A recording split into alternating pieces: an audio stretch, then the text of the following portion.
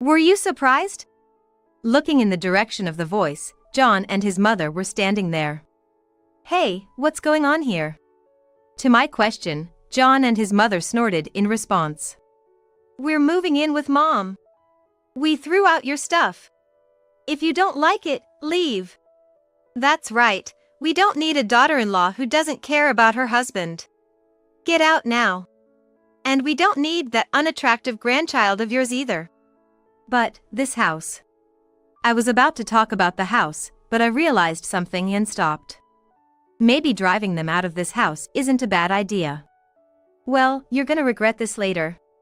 I don't care what happens to you. My name is Alyssa Thompson, a 35-year-old working housewife. I live with my husband, John, and our son, Michael, who's in first grade. Just an ordinary housewife, like many out there. If there's anything unique about me, it's probably that I grew up in a wealthy family. I have passive income from land, buildings, stocks, and such, but I wanted to work and earn my own living. My parents also lived in a very typical single-family home without flaunting their wealth. Not many people in our neighborhood knew we were wealthy. If people found out about our wealth, they'd come after us for money. That's why my family has always lived modestly for generations. John and I worked at the same company. I joined later, but I got promoted faster. It seemed I was a better fit for the job. When we were dating, it was all good. But after we got married, he started resenting the disparity. A marriage with a disparity in status. Marrying up. John was looked down upon at work, and there were even rumors that he was under my thumb at home. He started getting mocked because it seemed he was in a lesser position compared to me. It's not John's fault. Even when he got frustrated, I never blamed him. But after I took maternity leave, his attitude started to change. During my maternity leave, he'd make snide comments like, "Must be nice to get money without working." Once I was on childcare leave, he'd say, "I'm the one supporting you. You better remember that and watch your attitude." Indeed, you get paid during maternity leave even though you're not working. But in exchange, women risk their lives to give birth. Childcare leave is unpaid time off to take care of the child. I was grateful to John for supporting me during that time. Originally, I appreciated John for accepting our dual income setup and for splitting the living expenses fairly.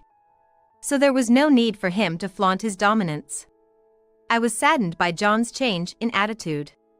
And after I returned to work from childcare leave, our relationship started to get strained. John began to neglect my son and me. The deposits into our joint living expenses account gradually decreased until John's contributions hit zero. Even after I returned to work, he didn't lift a finger around the house or help with child rearing. Perhaps he used to feel superior, but now that I've gone back to work, his sense of superiority has been challenged.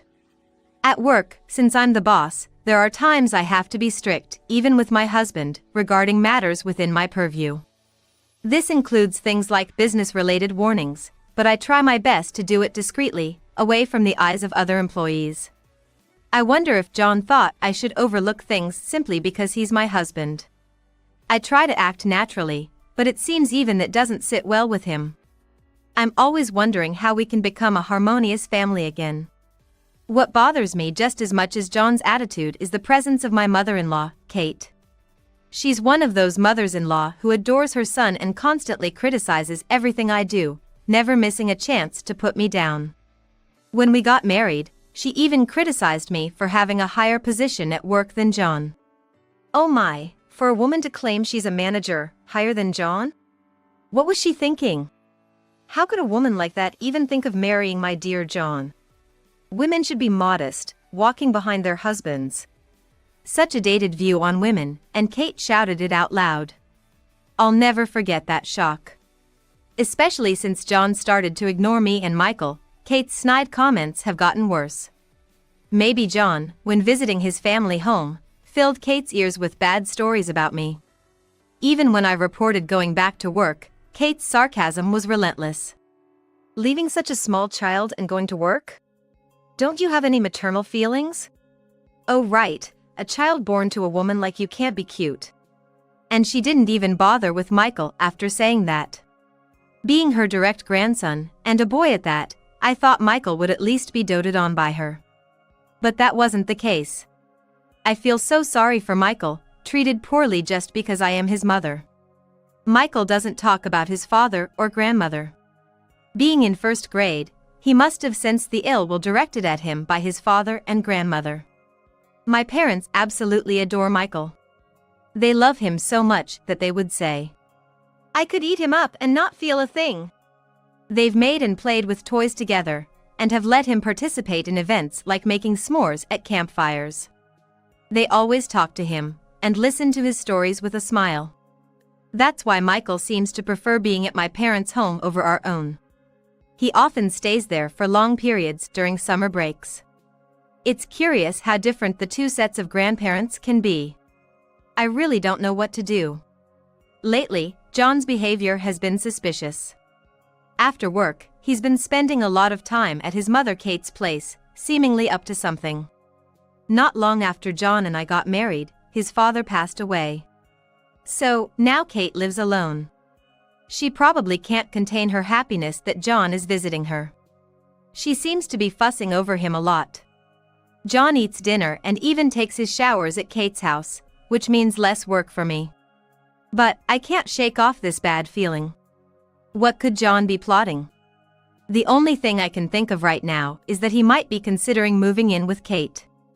Kate has always been keen on living with John. Every time the topic of moving in together came up, I remember she would glare at me as if I was the enemy. When our relationship was strong, John used to say, "It'll just be Alyssa and me." He always managed to politely refuse the idea. However, ever since he started trying to assert dominance over me, he's become closer to Kate. It seems he wants to live with Kate, who's on his side. And he probably wants to belittle me even more. Currently, I'm the one taking care of the living expenses for me, John, and Michael. I earn more than John and also have some inheritance from my family, so we aren't struggling. But I had always wanted to live on the money we earned, not relying on inherited assets. That's why I haven't told John about the inheritance. I wonder what he's doing with his salary. Perhaps he's spending it on his hobbies or trying to please Kate. I really don't want to live with Kate. I don't want to be constantly nagged at, and I certainly don't want Michael to be ignored or verbally abused at home. It's sad that John doesn't pay attention to Michael, but that's still better than him facing outright hostility. If we move in together, it's gonna be like walking on eggshells. Lost in thought, I muttered to myself. Michael overheard me. "Mom, what's moving in mean?" I was taken aback, realizing that Michael was right next to me while I was lost in thought. "I'm sorry, I was just thinking." "Tell me, Michael. How would you feel if we started living with your dad's mom?" Michael is a smart kid. It's better to inform him somewhat than trying to hide everything. After pondering my question for a moment, he replied, "Grandma Kate? If we're gonna live with a grandma, I'd prefer your parents. Grandma Kate doesn't talk to me." Seeing the sadness in Michael's eyes hurt.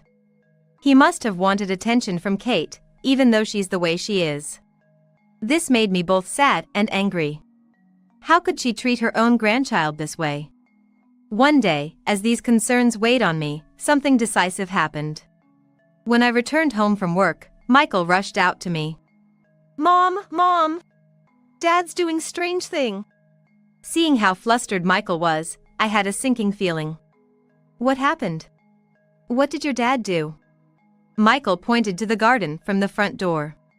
Looking at the garden Michael pointed to, I couldn't believe my eyes. My clothes, books, Michael's clothes, and school supplies were all thrown into the yard. "Hey, what's this about?" As I stood in shock before the pile of clothes and books, I heard John's laughter. "Surprised, huh? What of you? A worthless wife standing in front of a trash pile." Looking in the direction of the voice, there stood John and his mother, Kate. Still not believing the scene before me, I asked John, "Hey, what's going on here? Not just my stuff, but Michael's too?" "I know you don't like me. It might take time to forgive, but if you call it harassment, well, I guess I can understand. But Michael's just a kid in elementary school. What on earth are you and Kate thinking, dragging him into this mess? I felt my blood boiling in anger. To my question, John and Kate snorted in response. Because my mom's gonna live with us, I threw out your stuff. If you don't like it, leave. Yeah. We don't need a wife who doesn't care for her husband. Leave, and take that not-so-cute grandson you gave birth to with you. As John and Kate laughed loudly, something inside me snapped. Not content with just tossing my things, they threw Michael's out too. And to say, in front of Michael, that he's not cute and not wanted. Enough is enough. I've been patient for too long. All right then. To my response, John and Kate were overjoyed. Grinning, they spoke loudly. Now you see how important I am. No matter how high and mighty you act, without me, you can't get by. Exactly. It must be hard for a clueless wife like you. Thinking you're better, when you should be following your husband. It's pitiful, really. I let out a deep sigh. Michael and I will leave. I assume this means you want a divorce? At my question, John exclaimed with delight. Don't like it? If you don't, kneel down, beg, and say you'll serve me. And don't forget to act humble at work. Then maybe I'll reconsider the divorce. No need. I'll go to the lawyer's office by tomorrow. As I responded calmly, John looked taken aback. What? You're sure about the divorce? You set it up this way, with this stunt. Did he think I'd cry and beg? Clearly flustered by my unwavering stance, John was at a loss for words. Seeing this, Kate chimed in. Why are you being so arrogant? John's offering kind words, and you ignore him? You're really an infuriating daughter-in-law. I replied as I picked up the clothes thrown in the yard. I always tried to support you in my own way. But it seems you never noticed. That's it. I don't want to be with someone who doesn't value Michael and me. Michael was quietly gathering his clothes and school supplies. I can't imagine how painful it must have been for Michael, still in elementary school, to have his belongings thrown away by his father and Kate. I didn't show it, but I was seething with anger. In the midst of all this, I suddenly remembered something about our house contract. There was a special clause in our lease. But that house. I started to talk about the house, but then I realized something and stopped. Maybe it wouldn't be a bad idea to use this to get back at these two. Well, y'all are probably gonna regret this later. Not my problem anymore. Heh, what do you think you can do all by yourself? Don't come crying back to me later. John seemed frustrated that things weren't going his way. He repeatedly hurled insults at me. With our belongings packed, Michael and I left our home. Later on, carrying our essentials, Michael and I took shelter at my parents' home. My parents were shocked by John and Kate's behavior but were happy to take us in. Michael was thrilled to see his grandparents, whom he adored. I need to finalize the divorce now. Leaving Michael with my parents, I started thinking about the next steps. Then, I consulted a lawyer who had been a long-time acquaintance of my family. Having dealt with financial matters for a long time, he was experienced in divorce cases involving monetary disputes. The most important thing was child support for Michael. While I could support Michael on my own, I intended for John to uphold his responsibilities as a father.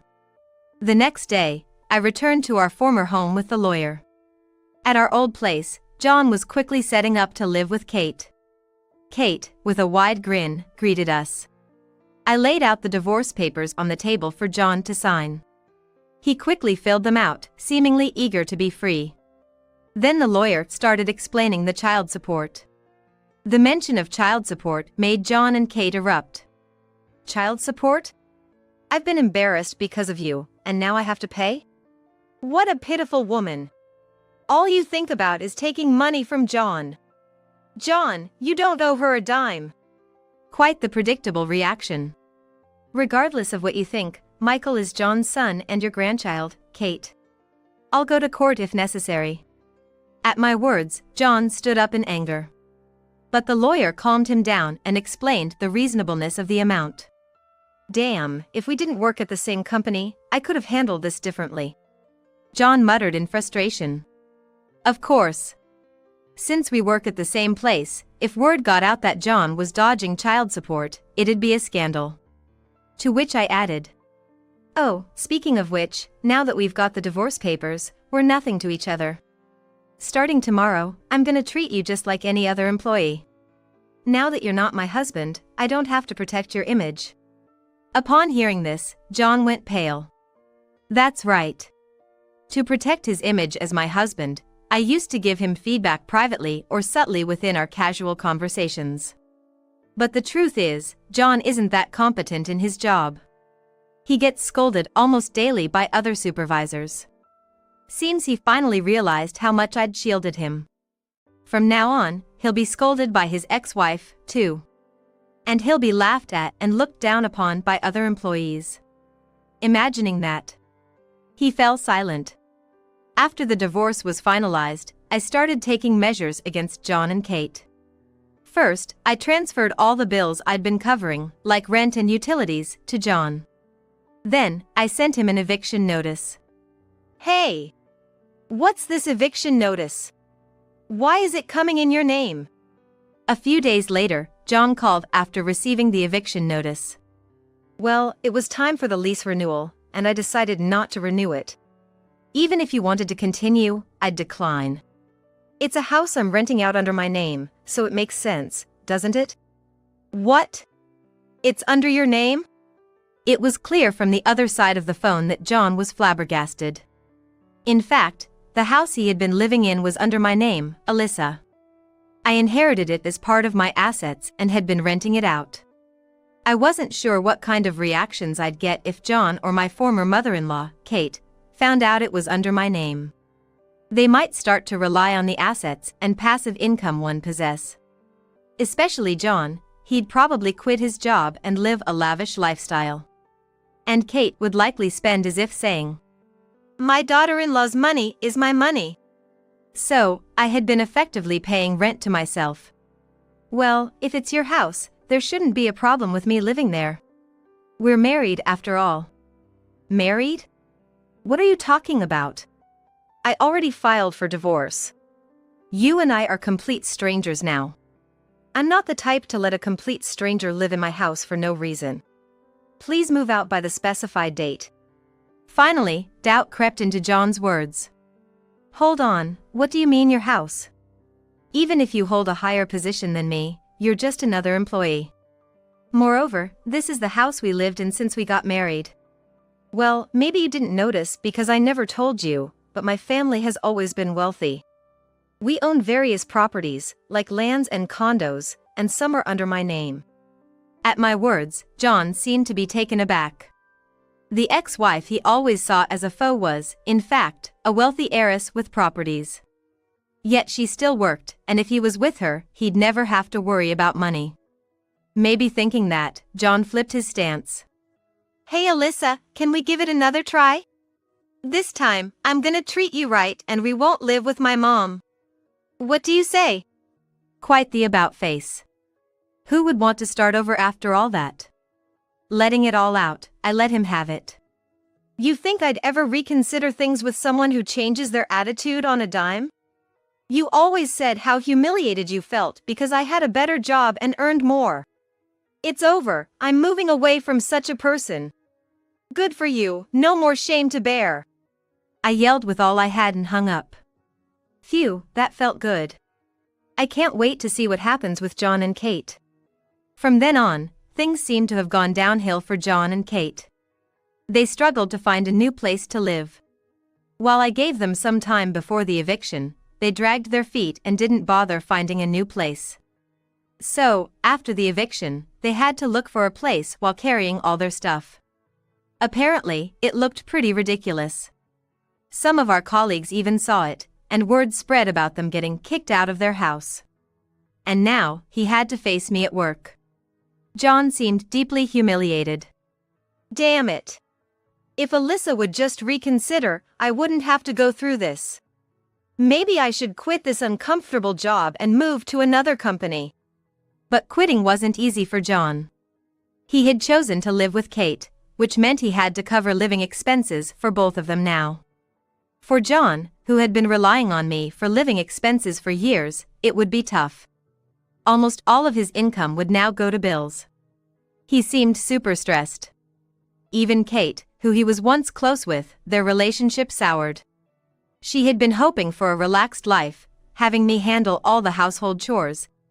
But that dream was shattered with the divorce. John, who lives with her, covers the living expenses, so Kate must handle the household chores. Now, it seems he's been making snide remarks towards John. He's such a useless son. Doesn't earn much, lets a wife who can both earn well and do chores slip away, and makes me do the housework. What? It's your fault, Alyssa, and I got divorced. If it weren't for you. What did you just say? How can you say that to your own mother? John has to pay child support for Michael. After paying the child support from his not-so-high salary, he doesn't have much left. He has to live on that small amount. Now that he no longer has the financial security he used to, it seems John and Kate are fighting daily. They might split up and end up living lonely lives on their own. But whatever happens, it's none of my business. In front of his colleagues, John probably couldn't ask me for help. He'd just be ridiculed, clinging to his discarded ex-wife, begging for assistance. I chuckled at the thought. Since then, I've been living in a small apartment near my parents' home with Michael. Life is easier both financially and mentally with the help of my parents and without John and Kate around. Michael's face has brightened a lot. When I come home, he rushes to me right away. Mom! Today at school. Hold on, sweetie, wash your hands and put your backpack away first. Then tell me all about it. He chats a lot with me and my parents. Seeing Michael's smile, I feel good about the divorce and regret keeping him in that environment before. I used to be preoccupied with my relationship with John and Kate, not thinking about the future. But now, I can live for a clear goal, Michael's happiness. I've realized the importance of relationships with those around you. Michael, are you getting along with your friends? No one's being mean or anything? Yeah, I'm good. Everyone's nice, and if someone says something wrong, they apologize and everyone forgives. Even kids know how to be considerate and apologize. I'll try not to act rudely towards others as well.